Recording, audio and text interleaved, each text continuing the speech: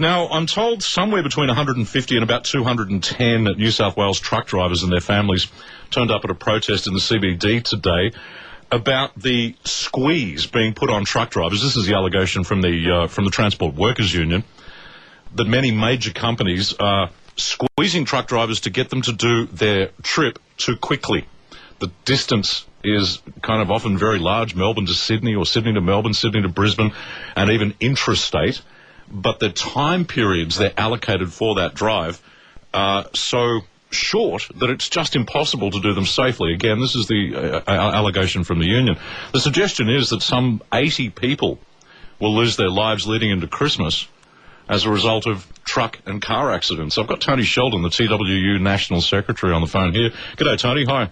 Good afternoon, Brian. How many people turned up? How many workers did you get? Well, we had, the exact figure is actually 209, but we had lots of people there that are very passionate about making our roads safer. Now, you've gone public and suggested that Coles is the worst offender here. What sort of things what sort of time frames are they giving drivers to do trips in? Well, they're doing a combination of things, and that is that they're setting time frames that means that 46% of drivers in a recent survey said they're skipping rest breaks to actually get there to meet the deadline set by Coles. And now, the rest breaks are mandated, aren't they, Tony? They have to be taken, don't they? And that's part of the log process, if I'm not mistaken. Well, this is the question. You've got a mandate from the law, and then you've got a mandate from Coles that says if you don't break the law, in effect, you'll be economically disadvantaged, you'll lose contracts and lose your job. And it's that economic pressure on trucking companies, owner drivers and employees that have been parties to outcomes and recommendations from everything from coroner's reports to independent government inquiries, and inquiries by different governments of different political persuasion have all come to the same conclusion that this pressure has to be broken. Okay, now, where are you getting that 80 people will lose their lives in the lead up to the Christmas period unless this issue is sorted somehow? Well, this is a statistic from the National Transport Commission, and it's the sort of figures that also, in an inquiry they carried out 2.5 years ago, where they said that nearly close to 30% of owner drivers earn less than $29,000 a year when they carry out work after taking costs out. Now, why people might say, what's that significant about? Well, fairness is one thing, and that's a valuable issue, but what it does mean is that they're sweating their trucks and their labour to be able to keep their truck rolling and try to pay for the little things they can afford to pay for. So you actually sweat your labour and sweat your truck because you're being pressured. And it's not an easy decision to make. Do I give up my job? Do I give up my truck? Do I give up my mortgage? And for lots of people, when they've committed themselves up to the eyeballs and under that economic pressure, and Coles have been certainly highlighted as the worst company by truck drivers by far, and highlighted on an epidemic that exists. It's been highlighted by coroner's inquiries. Okay. A couple of drivers I've spoken to over the course of the past few months talk about their rate per kilometre for the trip, and apparently if they don't meet the time deadline issued by the supermarket or whatever the store is, or the chain, the company, if they don't make the time frame set, they actually get paid a lower rate. So there's an inherent penalty built into, even if they do manage to keep the contract, manage to keep their job or whatever it is, the rate they're paid for that trip will be less if they don't absolutely nail that deadline set by the company. Well, that's right, and it's actually followed by so many companies in the retail space. And what's happened with Coles, they do an additional thing, is that when you get there, and you get there on time, they may well hold you up for 7, 8, 9, 10 hours after you've done a 12, 13, 14-hour trip. So you're actually being not paid for that. You've been economically not only you get penalised if you find there's a road accident or if there's a act of God somewhere else. Do they take that sort of stuff into account when they're looking at the benchmark times that truckies need to meet? Well, I can say I've yet to meet a truckie that believes it's ever been taken into account. I've yet to hear a Coles contract that has ever given leeway to trucking companies that takes into account the real pressures of people driving on the road and the sorts of delays that occur every day, every hour, every week, every year. A Coles spokeswoman has apparently told the media organisation AAP that the company was committed to working with contractors Toll and Linfox to improve safety in the industry. Does that sound like a bit of PR spin to you? Certainly does to me.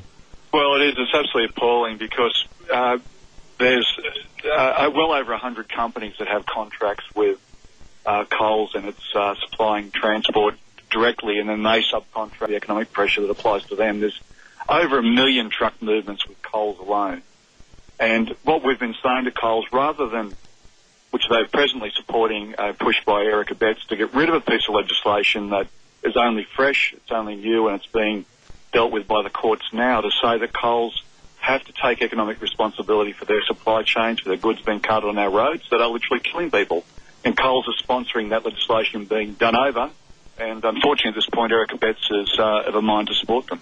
So the TWU, of which you are the National Secretary, has called on Coles and other retailers to sign a charter that would hold them accountable for ensuring that safety standards are met, and not only met, but sort of adhered to right through their supply chain. What hope do you hold of being able to stitch up some kind of deal like that would be binding? Look, I think there's two things. One is that we've asked them to actually do it through engagement. Secondly, we've said to the tribunal, independently reviewing these sorts of charters, that if they don't do it voluntarily, they should be required to do it by hearing all the parties' arguments, coming up with an agreement, and then making decisions where there's disagreement. Too many lives depend on it, and too much fairness depends on it, and quite frankly, a lot of those 80 people are going to die this year leading into Christmas. Could be home with their loved ones during this season, but won't be because of that economic squeeze that people like Coles lead. Yeah, okay, so it looks like that the truck drivers and, of course, the other motorists who share the roads with trucks pay the ultimate penalty here for, let me just put this to you, that the major supermarkets insisting on those sort of relatively short travel times for quite long distances, they're a problem. Some of the trucking companies are clearly a problem in running defective trucks. But what I'm saying is the trickle-down effect is onto the drivers and onto we ordinary motorists who are probably driving away somewhere on Christmas holidays, sharing the roads with these trucks, and drivers who are just sort of beside themselves trying to meet that deadline that's almost unmeetable. Yeah, I think you've really hit the nail on the head, and it's really quite often your next door neighbour or the person in the street over or the father of one of your kids going to school, that one of their friends that's driving those trucks, and to think that they're being under this sort of squeeze that occurs, and so many inquiries are found to consistently occur from these big clients. But you'd really expect someone to move. You would think ethics would play out, and you can understand when if a company not understand, but you can actually put in some perspective when companies aren't doing as well as Coles trying to avoid responsibility irresponsibly. Mm-hmm. In this case, they're actually the highest margin retail operator in the world. Well, perhaps there's a cause and effect there, Tony. The highest paid CEO in the world, in the country. Well, they would argue they're delivering that value to their shareholders by making sure that their produce gets from where it is to where it needs to be as swiftly as possible.